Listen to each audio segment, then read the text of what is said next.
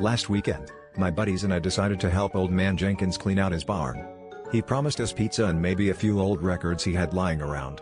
While sorting through dusty crates of forgotten treasures and what looked like a lifetime supply of mismatched boots, we stumbled upon a collection of vintage mannequins, each dressed in outdated fashion.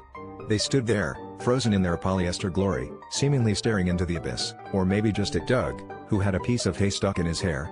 Anyway, as we were debating whether these mannequins were worth anything on eBay, one of them sneezed. Now, I've never seen four grown men jump back faster than a cat avoiding a bath. Turns out, one of the mannequins was actually Jenkins' nephew, Larry, who had passed out drunk at last year's Halloween party and somehow blended in perfectly. He groggily sat up and said, "I guess this is what they mean by men."